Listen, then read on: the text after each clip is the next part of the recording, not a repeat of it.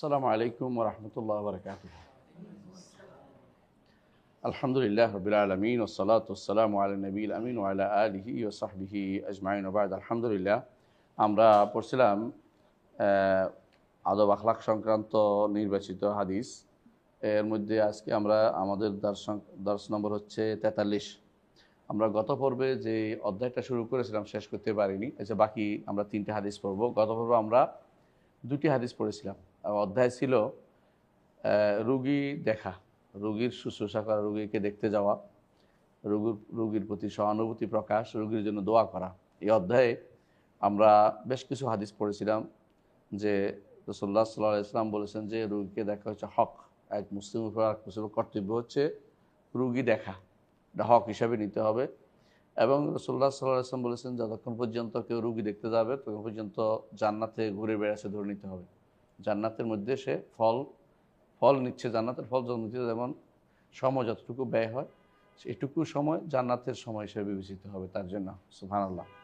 তারপর রাসূলুল্লাহ সাল্লাল্লাহু আলাইহি ওয়াসাল্লাম আরেকটি হাদিসে বলেছেন কেউ যদি কোনো মুসলিমকে দেখতে যায় তাহলে সকালে দেখতে গেলে সারাদিন 70,000 ফেরেশতা তার জন্য দোয়া করে, আর বিকেলে দেখতে গেলে সারা রাত ধরে 70,000 ফেরেশতা তার জন্য দোয়া করে। এগুলো সহিহ হাদিস সবগুলো। তো এগুলি থেকে আমরা বুঝতে, রাসূলুল্লাহ সাল্লাল্লাহু আলাইহি ওয়াসাল্লাম নিজেও দেখতে চাইতেন। এগুলোতে আমরা জানতে পারলাম যে অবশ্যই রুগী দেখতে হবে, রুগীদেরকে দেখতে হবে। যেটা আমাদের সমাজে আজ অনেক কিছু হয়, কিন্তু রুগী দেখতে যাওয়া কষ্টকর মনে করে অনেকেই, কিন্তু এটা সুযোগ আগ্রহ করে। হ্যাঁ, ফলফুট নিয়ে যাওয়া বাদেও যাইতে পারেন, এটা সমস্যা নাই, কিন্তু এটা তো শরীয়ত বলে না ফলফুট নিতে, অন্তত তার কাছে বসা এটা শরীয়ত বলে। তো এখানে আজকে আমরা ইনশাআল্লাহ আরও 3টে হাদিস পড়ব, যার 1 নম্বর হাদিস হচ্ছে আন আয়েশা রাদিয়াল্লাহু আনহা। আয়েশা রাদিয়াল্লাহু আনহা বর্ণিত, তিনি বলেন আন্না রাসূলুল্লাহ সাল্লাল্লাহু আলাইহি ওয়াসাল্লাম কানা ইযা আদা মারিদান ইয়াকুলু, রাসূলুল্লাহ সাল্লাল্লাহু আলাইহি ওয়াসাল্লাম যখন কোনো রোগী দেখতে যাইতেন তখন বলতেন, রোগী দেখতে গেলে কি বলবেন? আযহিবিল বাসা রাব্বান নাসি ইশফিহি আনতা শাফি লা শিফা ইল্লা শিফাউকা শিফাআন লা ইউগাদিরু সুকমান সাকামান, দুইভাবে পড়া যায়।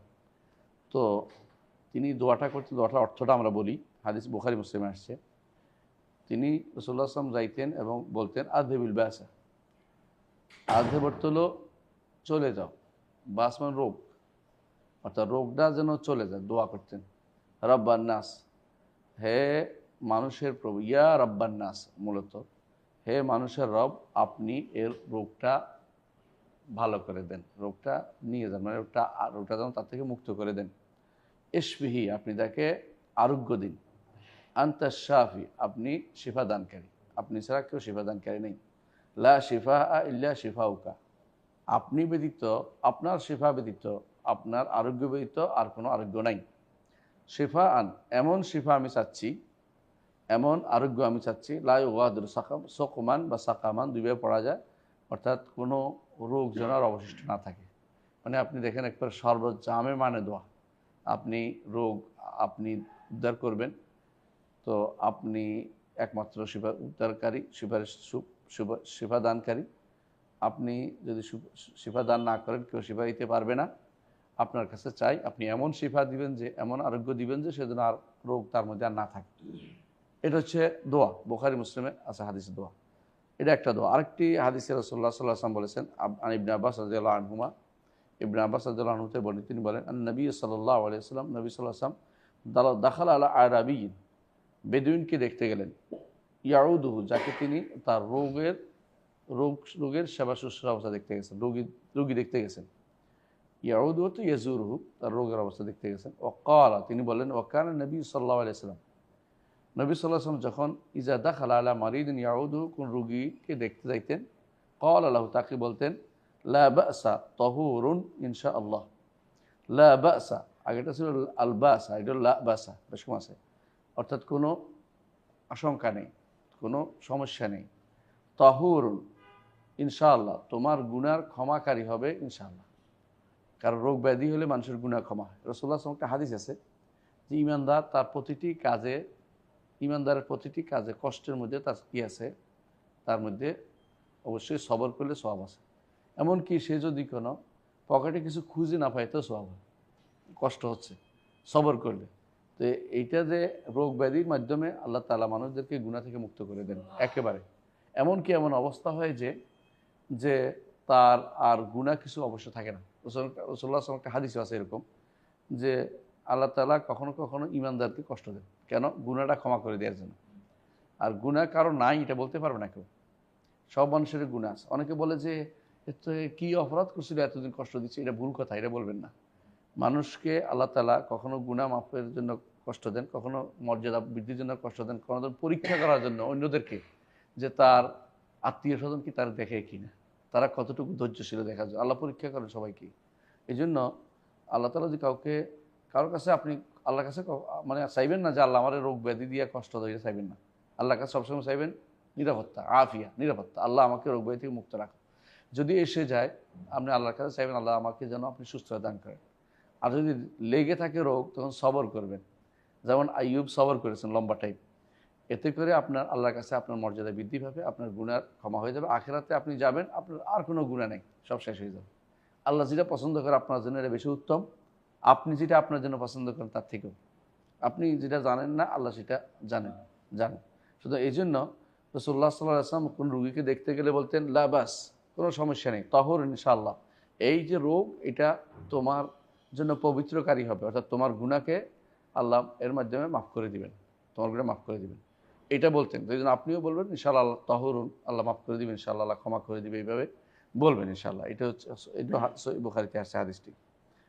আরেকটি হাদিসে আসছে আন ইবনে আব্বাস রাদিয়াল্লাহু আনহুমা, এটা ইবনে আব্বাস রাদিয়াল্লাহু আনহু, তিনি বলেন আন্নাহু ক্বালা, তিনি বলেন মা মিন আবদিন মুসলিমিন ইয়াউদু মারিদান, যখনই কোনো বান্দা, মুসলিম বান্দা কোনো অসুস্থ রোগীকে দেখতে যায়, লাম ইয়াহদুর আজালু, যার এখনো মৃত্যু আসে নাই, এমনি অসুস্থ হয়েছে কিন্তু মরবে না, এই রোগে মরতেছে না এরকম, ফায়াকুলু সাবআ মাররাতিন, 7 বার সে বলে, তারপর 7 বার সে বলে আসআলুল্লাহ আল আযীম রব্বুল আরশিল আযীম, আমি মহান আল্লাহর কাছে চাচ্ছি, মহান আল্লাহর কাছে চাচ্ছি, যিনি মহান আরশের রব, তিনি মহান, তার আরশও মহান। দুদিক থেকেই আরশ হচ্ছে তার ঠাট মর্যাদার জায়গা, আরশের উপরে তিনি। এই কথা যে ব্যক্তি বলে আসআলুল্লাহ আল আযীম, মহান আল্লাহর কাছে চাচ্ছি, রব্বুল আরশিল আযীম, তিনি মহা আরশের রব, তিনি আই ইয়াশফিয়াকা, তিনি যেন আপনাকে শিফা দেন, ইল্লা উফি, এই কথা বললে সে শিফা লাভ করবে। তাহলে বিশ্বাসের উপর নির্ভরশীল, আপনি বিশ্বাস করবেন, এরপরে তাকে বলবেন, যে লোক অসুস্থ তাকে বলবেন আসআলুল্লাহ আল আযীম রব্বুল আরশিল আযীম, দুইবারই আজিম, দুইবারই আসআলুল্লাহ আল আযীম রব্বুল আরশিল আযীম আন ইয়াশফিয়াকা, 7 বার বলবেন না, কয়বার? 7 বার বলবেন।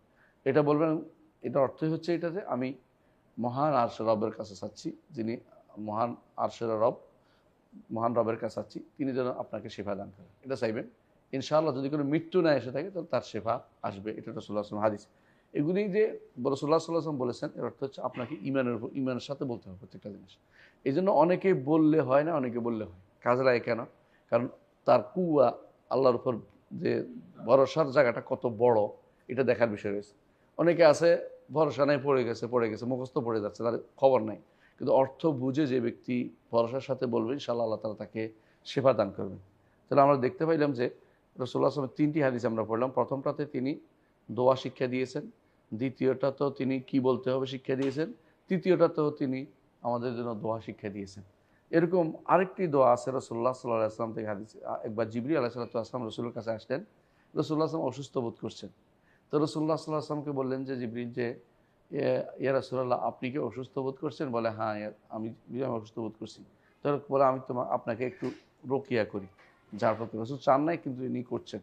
সেটা কি? তিনি বলছেন বিসমিল্লাহ উরকিকা মিন কুল্লি, ওয়ালাইকুম আসসালাম ওয়া রাহমাতুল্লাহ, মিন কুল্লি শাইইন ইউদিকা, আমি আল্লাহর নামে আপনাকে রুকিয়া করছি, আল্লাহর নামে আপনাকে ঝাড়ফুঁক করছি, মিন কুল্লি শাইইন ইউদিকা, এমন প্রতিটি জিনিস থেকে যা আপনাকে কষ্ট দিচ্ছে, অর্থাৎ প্রত্যেকটি জিনিস আল্লাহর নামে তিনি রুকিয়া করতেছেন, এমন প্রতিটি জিনিস থেকে যা আপনাকে কষ্ট, মিন শাররি কুল্লি নাফসিন, এমন প্রতিটি নফস থেকে যে আপনাকে কষ্ট দিচ্ছে। নাফাস হইতে পারে, নফস হইতে দুই অর্থ হইতে পারে, যে শ্বাস লাগে, অনেকে আসে না নিঃশ্বাস লাগায়, এটা।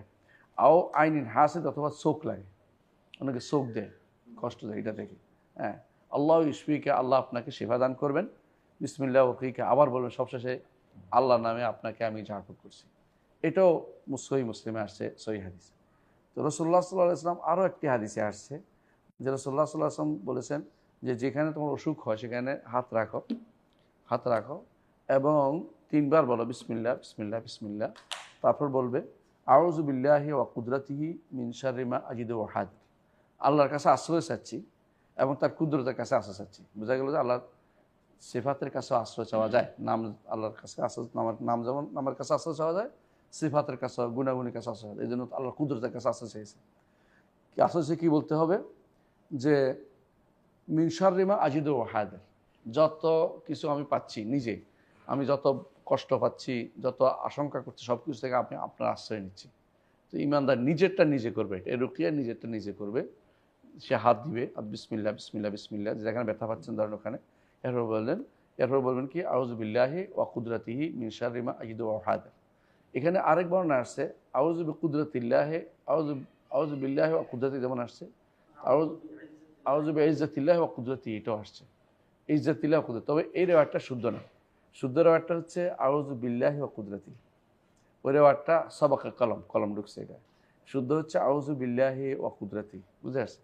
তো এই রেওয়ায়তটা যদি কেউ পড়ে আউযু বিল্লাহি কুদরাতিহি, এটাও হাদিস সহিহ হাদিস দ্বারা আসছে যে এটা তার ব্যথা চলে যাবে। এটাও বুখারী বর্ণনা, এটাও বুখারী বর্ণনা। তো বুখারী বর্ণনা আসছে আউযু বিল্লাহি ওয়া কুদরাতিহি, অন্য বর্ণনাগুলোতে আউযু বিইজ্জাতিল্লাহি ওয়া কুদরাতিহি আসছে। তো ওই বর্ণনাগুলো হচ্ছে এটা বেশি শুদ্ধ, আমরা এটা বলে থাকি। আর দরফ আছে, অনেকেই বলেছেন। তাই তাহলে আমরা দেখতে পাচ্ছি যে রাসূলুল্লাহ সাল্লাল্লাহু আলাইহি ওয়াসাল্লাম অনেক এই আমাদেরকে রোগ থেকে মুক্তির জন্য যে দোয়াগুলি বলতেন, এগুলি আমরা বেশি বেশি ব্যবহার করার চেষ্টা করি। আমরা সাধারণত প্রথমে ওষুধ, পরে ভালো না হলে দোয়া, তাই না? অথচ দরকার ছিল প্রথমেই রাসূলুল্লাহ সাল্লাল্লাহু আলাইহি ওয়াসাল্লামের নিয়ম অনুসারে বেশি বেশি দোয়া করে আল্লাহর কাছে, আল্লাহ যেন রোগ থেকে মুক্তি দান করে। আর এগুলি যেগুলো আমরা বললাম এগুলি কিন্তু খুবই উপকারী একজন ইমানদারের জন্য। কারণ যদি আপনি রোগ ভালো নাও হন, আপনি কিন্তু আল্লাহর কাছে কিন্তু নিজেকে ধর্ণা দিলেন, আল্লাহর উপর ভরসাটা আপনি শক্তিশালী হয়ে গেল। আল্লাহর উপর যত বেশি মানুষ ভরসা করবে ততই তার লাভ।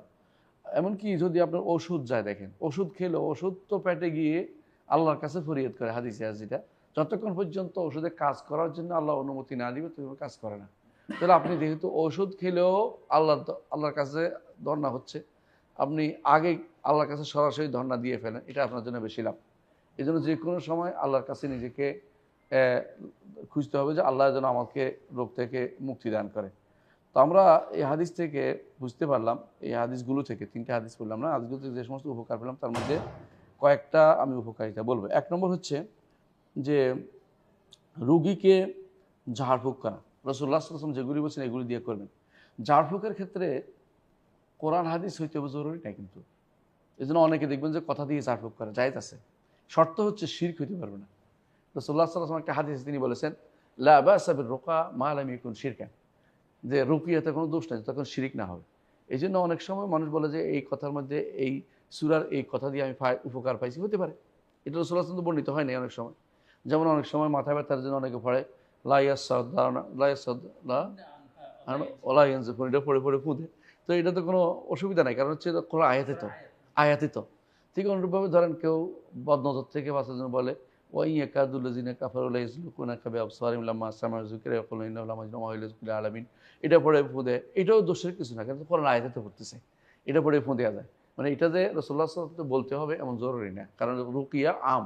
এই জন্য রাসূলুল্লাহ সাল্লাল্লাহু আলাইহি ওয়াসাল্লামের কাছে এক মহিলা আয়েশা রাদিয়াল্লাহু আনহার কাছে এক মহিলা আসছে। রাসূলুল্লাহ সাল্লাল্লাহু আলাইহি ওয়াসাল্লাম বললেন যে আয়েশা তুমি তার থেকে রুকিয়াতুন নামলা শিখে নাও, একটা রোগের ঝাড়ফুঁক শিখে নাও। তো বোঝা গেল যে মহিলার কাছে এরকম কোনো ঝাড়ফুঁক ছিল যেটা আয়েশা রাদিয়াল্লাহু আনহা শিখলে কাজে লাগবে, রাসূলুল্লাহ সাল্লাল্লাহু আলাইহি ওয়াসাল্লাম তাকে বলছে শিখে নিতে। তো রাসূল তো এটা বলেন না, এর অর্থ হচ্ছে এটা কোনো কোরআন বা হাদিস না, এর বাইরেও তাহলে ঝাড়ফুঁক হইতে পারে যদি সেখানে শিরিক না থাকে। শিরিক যেমন কোনো ব্যক্তি, এমন কোনো ব্যক্তি সত্তার ওসিলা বা তার দিয়া তার দাবি দিয়া, অর্থাৎ তার মর্যাদার দাবি দিয়ে চাওয়া। আবার বেদাত হতে পারে যদি কোনো কেউ ব্যক্তি সত্তার ওসিলা দিয়ে করে, এই জাতীয়গুলি। বরং যদি কোনো বলে আল্লাহ তাআলার নামের ওসিলা দিয়ে যে কোনো একটা জিনিস দোয়া করে, যদি রুকিয়া করে, ইনশাআল্লাহ এটা কাজে লাগবে, কোনো সমস্যা নেই। তো এটা মুস্তাহাব হচ্ছে যখনই আপনি দেখবেন যে রুগী, তখন তাকে যে কোনো একটা দিয়ে আপনার মনে হবে, মনে যেটা আসবে তখনই এটা দিয়ে আপনি রুকিয়া করবেন, ঝাড়ফুঁক করবেন। দ্বিতীয় আমরা উপকারিতা পেলাম এটা যে এমন কথা বলা যেটা দিয়ে রুগীর অন্তরে প্রশান্তি আসে। যেটা রাসূলুল্লাহ সাল্লাল্লাহু আলাইহি ওয়াসাল্লাম কি বলেছেন যে পবিত্র হয়ে যাবে, তোমার গুনাহ মাফ হয়ে যাবে। এটা কিন্তু অনেকেই চায় যে আল্লাহ যেন আমার গুনাহটা মাফ করে দেয়। তার এই জন্য রুগীকে এমন কথা বলা উচিত যে যা তার অন্তরে প্রশান্তি আসে। আবার যাইয়া এরকম বলবেন না, কোথায় গেছিলি এই জন্য তোর এই রোগ হয়েছে, এই যে তুই বলে এত মন খারাপ হয়ে, এত আরো খারাপ হয়ে যাচ্ছে, এটা যেন না হয়। অনেকে আছে দেখলে মনে হয় যেন বড় ধরনের কিছু একটা করছে, নইলে কি আর রোগ হয়েছে নাকি, এমন কিছু বলে তারা তো আরো বিপদে ফেলবেন। মানে তাকে মন ভাঙিয়ে দিবেন না, বরং মনটাকে যেন আরো জাবরুল খাতে অন্তত ভালো হয় এরকম ব্যবস্থাপনা করবেন। কারণ কোনোভাবে যেন তাকে এটা শিক্ষা দিবেন না যে আল্লাহর উপর নারাজ হও, বরং তাকে বলবেন যে আল্লাহ যেটা করে প্রত্যেকটা তোমার জন্য ভালোর জন্যই করে। ইমানদারকে আল্লাহ তাআলা এর মাধ্যমে অত্যন্ত পরিশুদ্ধ করে ফেলবেন ইনশাআল্লাহ। ৩ নম্বর শিক্ষা আমরা পাইলাম যে রাসূলুল্লাহ সাল্লাল্লাহু আলাইহি ওয়াসাল্লাম বলেছেন আল্লাহ তাআলাই একমাত্র শিফাদানকারী, আল্লাহ তাআলাই একমাত্র শিফাদানকারী।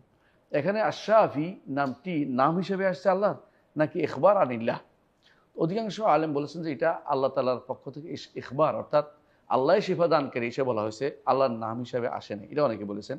এবং এটাই বেশি শক্তিশালী, এই জন্য আব্দুস শাফি নাম রাখা উচিত নয়। অনেক এটাই শক্তিশালী যে শাফি আল্লাহর নাম নয়, তবে ইখবার যে আল্লাহ তাআলা শিফা দানকারী, তার থেকে খবর দিয়ে আছে, এটা হলো মূল কথা। এই জন্য আল্লাহ ছাড়া কারো কাছে শিফা চাওয়া যাবে না কোনোভাবেই। কোনো কবর, মাজার বা কোনো এই যে কি জানি কুমির, অথবা কি জানি একটা আছে শাহজালাল, ওখানে কি একটা আছে গজার মাছ, এগুলির কাছে শিফা চাওয়া অর্থ, অথবা যে কোনো জিন ফকির কেউ কিছু করতে পারে, একমাত্র আল্লাহ শিফা দান করবেন।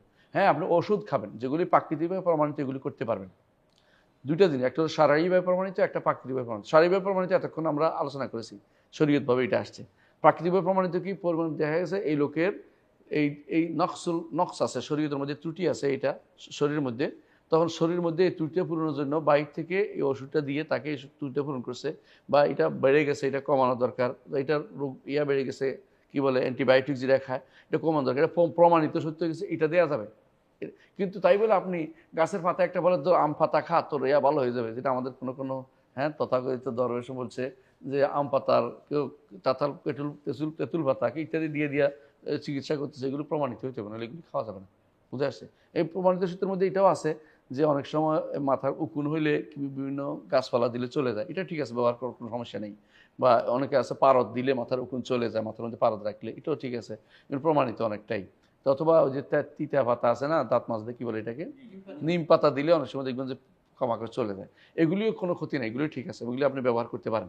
কিন্তু ধরেন অনেক সময় দেখবেন যে ওই গাছ একটা যে কইটা গাছ এটা রাখলে তোমার সাপে কামড়াবে না, এটা মিথ্যা কথা। এখানে গাছের সাথে সাপের কোনো সম্পর্ক নেই, সাপও এক প্রজাতি, গাছ আরেক জিনিস, গাছের সাথে সাপ পলাবে এমন কোনো কিছু নেই, এটা মিথ্যা কথা। হ্যাঁ, এমন ওষুধ আছে দিলে সাপে গন্ধ থাকতে পারে না, যেমন কার্বলিক অ্যাসিড, আলাদা কথা, প্রমাণিত সত্য। অর্থাৎ আপনাকে হয় শারীরিকভাবে প্রমাণিত হতে হবে, নয় ল্যাবরেটরিতে প্রমাণিত হতে হবে, বা ব্যক্তিগত অভিজ্ঞতা প্রমাণিত হতে হবে যে এগুলি দেখলে সাপ পালায়, তাহলে এটা আপনি দিতে পারবেন। না হলে আপনি তথাকথিত আজকাল যেগুলি মানুষে ব্যবহার করতেছে আজে বাজে অমুখান তমুখান দিয়া, এগুলো ব্যবহার করলে কিন্তু আপনি শিরকের ভিতরে পড়বেন। আল্লাহর ভরসা, আপনার আল্লাহ অন্য কিছুতে নিচ্ছেন, আপনি অন্য উপরে চলে যাচ্ছেন। তো এটা সে আল্লাহর কাছে শুধুমাত্র শেফা আমাদের দাবি। আল্লাহ তাআলা আমাদেরকে ওষুধ দিতে, রসুল ওষুধ দিতে বলেছেন। রাসূলুল্লাহ সাল্লাল্লাহু আলাইহি ওয়াসাল্লাম বলেছেন তাদাউ ইয়া আহলাল কোরআন, হে কোরআনের অনুসারীরা, তোমরা ওষুধ সেবন করো। ফাইনাল্লাহ মা আনজালা দাওয়া দা আনিল্লাহ ও আনজালাহু দাওয়া, আল্লাহ তাআলা যখনই কোনো রোগ দিয়েছেন তখনই তার জন্য একটা চিকিৎসার ব্যবস্থাপনা রেখেছেন। এই জন্য মৃত্যু ছাড়া চিকিৎসার ব্যবস্থাপনা নাই, এটা ঠিক না। অনেকে খুঁজে পায় না, দেখেন অনেক বছর পরে কিন্তু পায়, এই রোগের ওষুধ নেই, ওষুধ নেই বলে। একসময় কইতো যার হয় যক্ষা তার নাই রক্ষা, এখন বলে যক্ষা রোগ রক্ষা ওষুধে ভালো হয়, বড় বড় সাইনবোর্ড দেখেন, এবং সেটা মাত্র 3 সপ্তাহের মধ্যে অনেকে পরিবর্তন হয়ে যায় তার অবস্থা, মৃত্যু নেই এখন বলে এটা। হ্যাঁ, যক্ষা রক্ষা নেই, কথা মৃত্যু নেই। তাহলে বোঝা গেল যে আল্লাহ তাআলা যেটা রোগ দিয়েছেন তার একটা প্রতিষেধক দিয়েছেন, তবে মৃত্যু যেটা এটা, হ্যাঁ, এটার কোনো প্রতিষেধক নাই। আবার কখনো কখনো আল্লাহর ইচ্ছা যে এটা দিয়ে একটা বিশাল গোষ্ঠীকে তিনি নিয়ে যাবেন, কারণ রোগ ব্যাধিতে নিয়ে যাবার শাহাদাতের মর্যাদা দিবেন, এই জন্য তো রোগ ব্যাধিতে বিভিন্ন রোগ ব্যাধিতে নিয়ে যাবেন, পেটের পীড়া নিয়ে গেলে শাহাদাতের মর্যাদা বা হাদিসে আসছে, সেই হিসাবে তিনি নেবেন। এই জন্য হয়তো কিছুদিন ওষুধ পাওয়া যায় না, পরে আবার ওষুধটা পাওয়া যায়, প্রতিষেধক আসে, টিকে আসে, এগুলো ব্যবহার করা জায়েজ না জায়েজ না। আমাদের কোনো ভাই তো টিকা ব্যবহার করা না জায়েজ বলে ফেলতেছে, এটা ঠিক না। টিকাও ওষুধের অন্তর্ভুক্ত যদি প্রমাণিত জিনিস হয়। হ্যাঁ, অনেক সময় আছে গরিব দেশগুলোতে কাফেররা কি করে, আমাদের উপর দিয়ে তাদের এক্সপেরিমেন্টটা চালাই ফেলে। ওইটা যদি বুঝতে পারেন আপনি দিবেন না, কারণ তারা তো এটা আপনার ক্ষতিগ্রস্ত করার জন্য করতেছে। অনেক সময় এটা বলে গিনি ফিগ বানাতে পারে, গিনি ফিগ মানে হচ্ছে গিনি হচ্ছে জ্ঞানী কুনা করে, ওই সমস্ত এরা কিছু পাওয়া যায়, ফিগ মানে হচ্ছে সুগার পাওয়া যায়, এগুলোর উপর দিয়ে আগে এক্সপেরিমেন্ট চালায়, এরপর এগুলি মরে গেলে বেঁচে গেলে সে অনুসারে তখন এরপর ওষুধ দেয়। তো এই জন্য এরকম আমাদেরকে তারা অনেকে গিনিফিক বানাতে চায় যে ওষুধ দিয়া বাঙালি বেশি মরলে ভালো, না মরলে এরপরে কাজে লাগবে ইত্যাদি।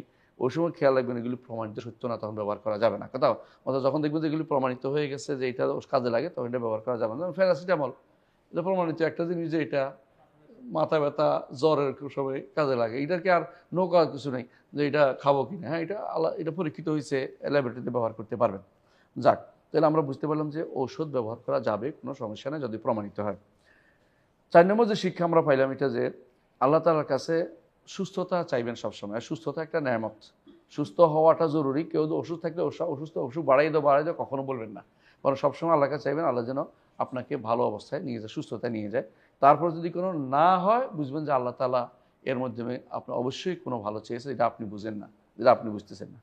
5 নম্বর শিক্ষা হচ্ছে যে যখন আপনি যাবেন দেখা করতে, রুগী দেখতেন, উত্তম হচ্ছে তাকে পরিচয় দেয়া। এদের মধ্যে এতে করে কি সম্পর্কটা আরও গাঢ় হবে। পরিচয় দিবেন যে আমি অমুক আসছিলাম তোমার সাথে দেখা করতে।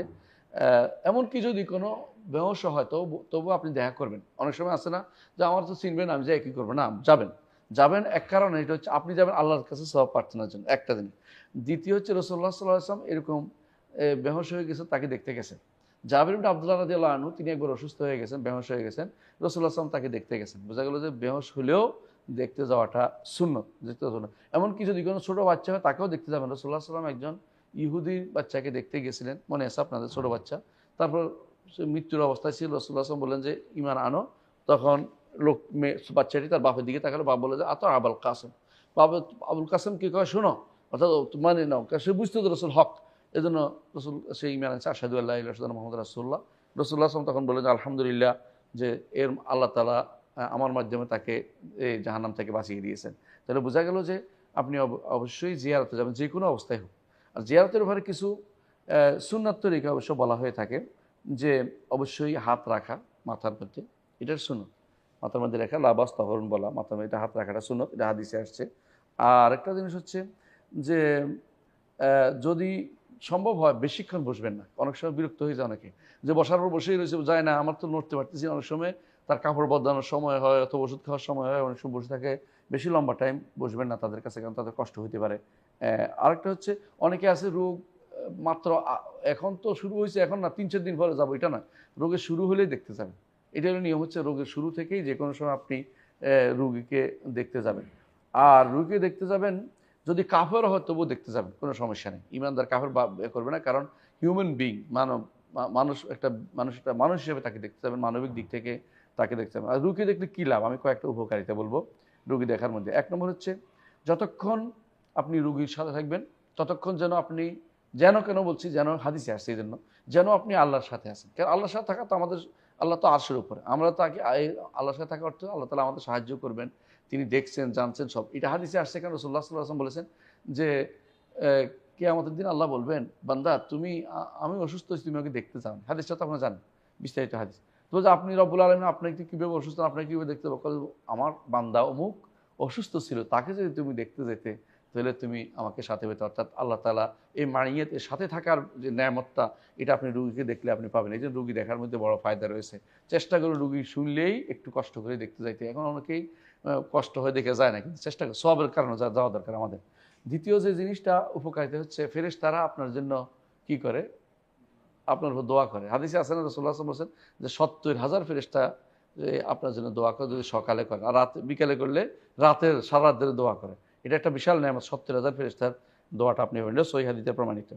আরেকটা হচ্ছে যে ফেরেশতা রহমত নাজিল আপনার উপরে, রহমত নাজিলে ক্ষমা করা হয়, এটা হাদিস দ্বারা, আরেকটা হাদিস দ্বারা সাব্যস্ত।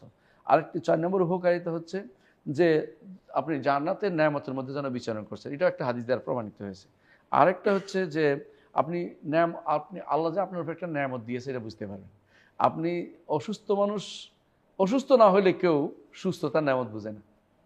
আমি অনেক কিছু এখন বুঝি, দাঁতের যে নেয়ামত বুঝি কোথাও ব্যথা হইলে, তাই না, যে আল্লাহর এত বছর কোনো ব্যথা হয় না, এখন দাঁতের ব্যথা কি কে নেয়ামতের বিষয়, অনেক সময় এটা বুঝতে পারেন। আমরা যারা বৃদ্ধ হয়ে গেছি, দাঁত অনেক সময় দেখবেন যে চলতে ফিরতে কোমরে ব্যথা, হাঁটুতে ব্যথা, এটা কিন্তু যুবক বয়সে বুঝিনি। তো বোঝা যাচ্ছে যে যুবক মানুষ সাধারণত আল্লাহর নেয়ামত বুঝতে পারে হারানোর পরে, অথবা শেষমেশে আসে। আপনি যখন রুগী দেখবেন তখন আপনার মনে হবে আল্লাহ তাআলা আমাকে এই রোগ থেকে বাঁচিয়ে দিয়েছে। এই জন্য হাদিসে আছে রাসূলুল্লাহ সাল্লাল্লাহু আলাইহি ওয়াসাল্লাম বলেছেন, রুগী দেখলে কেউ যেন এটা বলে যে আলহামদুলিল্লাহি আফানি মিম্মা ইবতালাকা বিহি। আল্লাহ আপনাকে যে রোগে দিয়ে পরীক্ষা করছেন, আল্লাহ আমাকে বাঁচিয়ে দিয়েছেন, এই জন্য আল্লাহ শুকরিয়া আদায় করছি, এটা যেন বলে। তো এটা বলে তাকে যেন জিজ্ঞাসার মতো না যে তোমার এই বিপদে ফলাইছি আল্লাহ আমার বাঁচাই, এইভাবে না। মানে এটা হচ্ছে আপনাকে সুন্দর করে আল্লাহ শুকরিয়া আদায় করার মূল উদ্দেশ্য। এটা হচ্ছে তাকে কষ্ট দেওয়ার উদ্দেশ্য যেন না হয়। আল্লাহ আমাদের বোঝার তৌফিক দান করুন। তো এটুকু থাকি। সুবহানাকাল্লাহুম্মা ওয়া বিহামদিকা আশহাদু আল্লা ইলাহা ইল্লা আনতা আস্তাগফিরুকা ওয়া আতুবু ইলাইক। আসসালামু আলাইকুম ওয়া রাহমাতুল্লাহি ওয়া বারাকাতুহু।